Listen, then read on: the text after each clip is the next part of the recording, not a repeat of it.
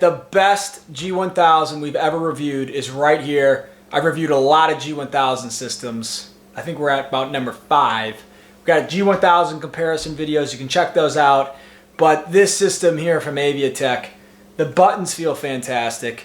The backlighting, which you can see is on here, just looks absolutely fantastic. It's a perfect color. They've got a great software suite with the Aviatek connector. And I'm going to go ahead and get started. Now, I didn't forget one thing, though, and that's the lighting of the video. I went out, I'm not a lighting expert, but I went and procured this Milwaukee rocket, I think it is. I don't know what it is. This thing's huge, but I am going to go and step away from the camera. I'm going to set this thing up, and hopefully we have a little bit better lighting for this video. Apologies about the previous videos, but I'm going to go ahead and get this lighting set up, and let's go ahead and get started.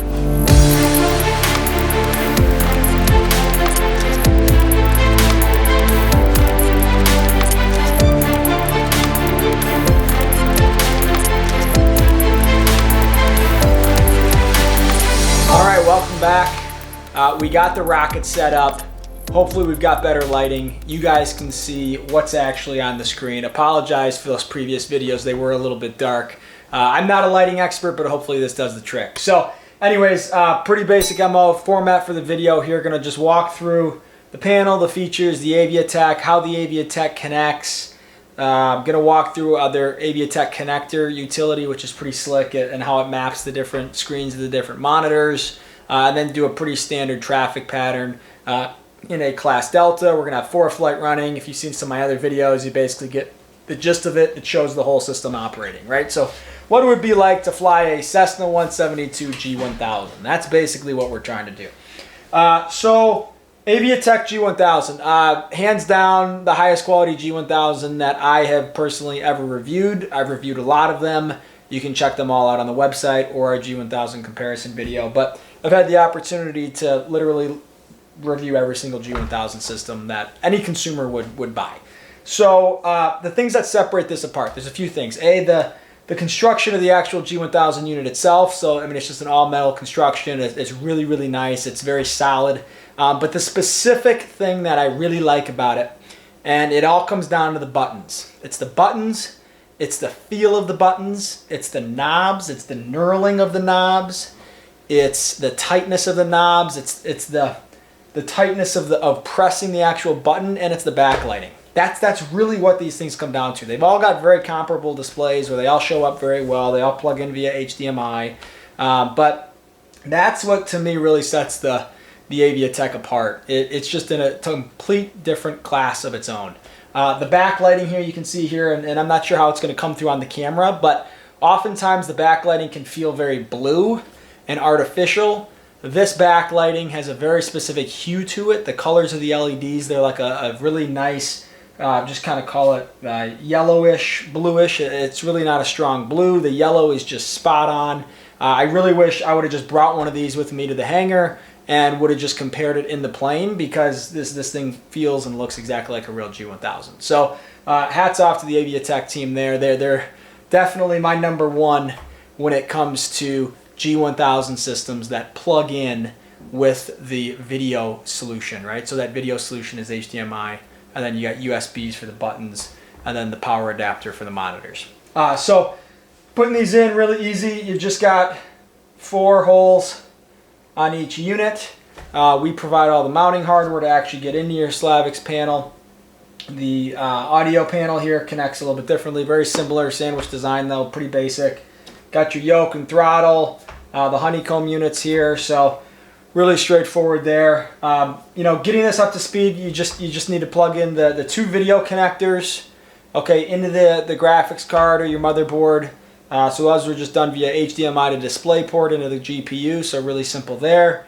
3 power adapters, power adapter for each unit, and then a USB for each unit as well for all the different controls. So, you know, really pretty straightforward. One-to-one, like basic replica of the real G1000. This company is based in Spain, so Aviatek is based in Spain. So that's where these come from. But totally just a really, really nice piece of kit and the highest quality that I've ever seen. So we're going to go ahead, let's get into some demos, actually some more video content with them on. You can actually see the functionality here. I'll walk through some of the menus, and then we'll go ahead and get into the demo. All right, so just real quick on setting this up. You can see I have my main monitor as number 1. I've got the PFD here as number 2, and then I got the MFD as number 3. So 1, 2, 3. So that's kind of the triangle that we have it set up as. So I'm here in X-Plane, and you can basically be able to pop these 2 windows out. So one window here is the MFD, and this is the MFD here.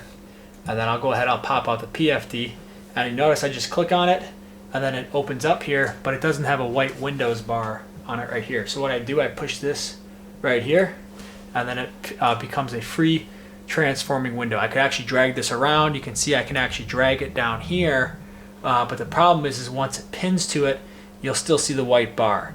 So Aviatek have basically come up with a really slick way through their connector tool. So I go to the Aviatek connector tool, and I actually push on Tools, G1000 Screen Pop-Up.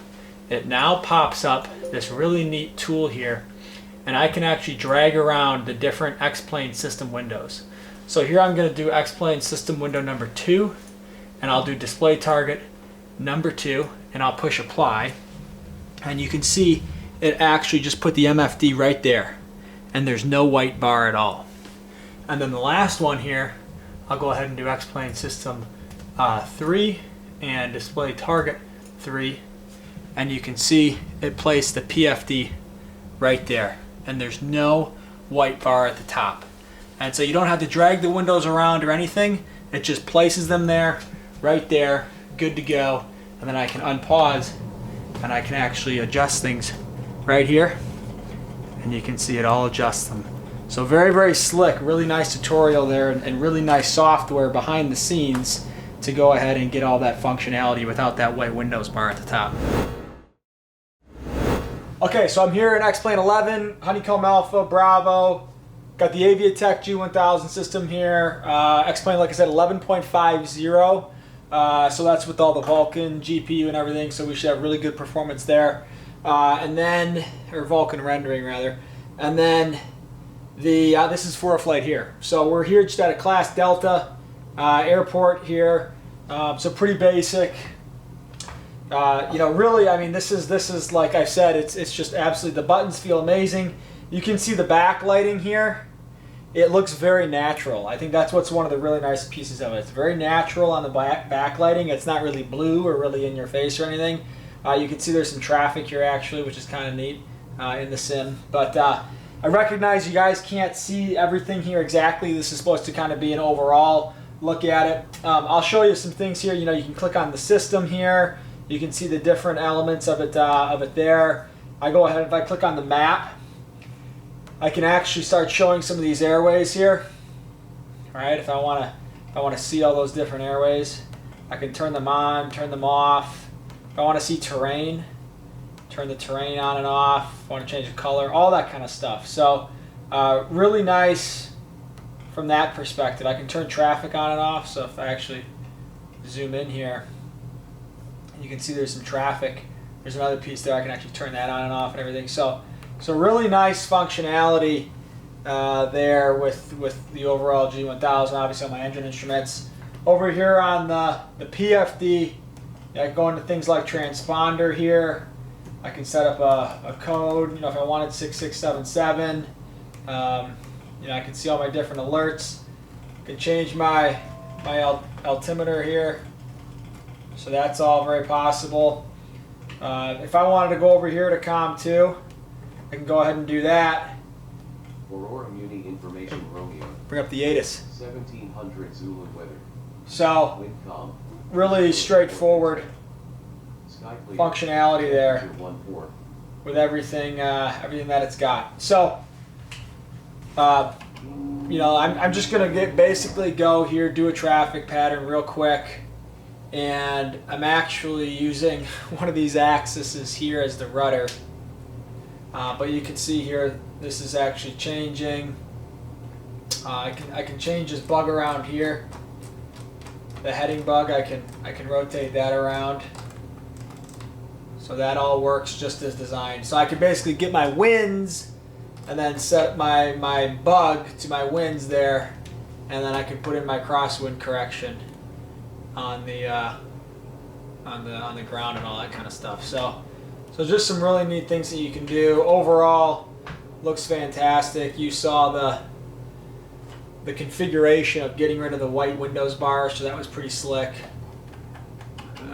So yeah, well, basically, runway 27. So that's some really nice. Entered runway 27. 6,000 feet remaining. Really awesome heads up there from ForeFlight and everything. So that's really pretty slick. So I mean, once again, you've heard me talk about it before, but basically using ForeFlight here on the ground and learning how to use all that right here on the ground. So we can basically do this, and then so we're looking here for 55 knots, but you can see everything here is all looking really good from an engine's parameter perspective, and there it is. Then you can go ahead, rotate, climb out at about 74 knots, get a nice little manual trim going there. So there's 74, flaps up, and then keep coming up at 74 knots. But I mean, all this stuff just works really, really well. It's like, I wish I had more to talk about. There's not so much to talk about because everything just kind of works. Under 85, we're on base, second notch flaps. Keep that trim coming in. Power up. Keep that descent coming in. So we want about a 450, 500 foot descent. Should be really quite nice.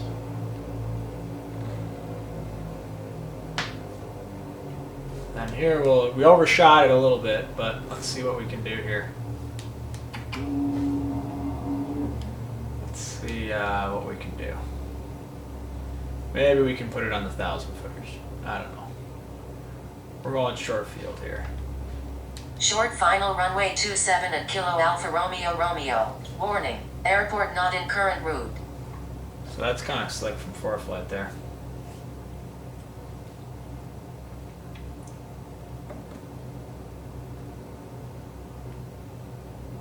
Thousand footers maybe.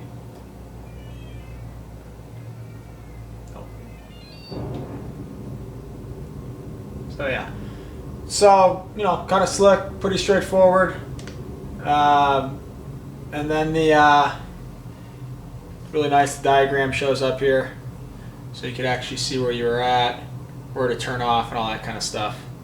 So yeah, so that's it with ForeFlight. But overall, really nice G1000. As I said in the video comments before the demo, you actually were able to see everything. Really slick tutorial to get everything mapped to the correct monitors without that white Windows bar, and overall really high quality. So hats off to the entire Aviatek team. They've done just a phenomenal job with this unit, and so once again, another G1000 system here to bring to you guys, and so you guys know a little bit more about it and can make your purchase decision. So we'll see you guys. Have a great day. Stay level.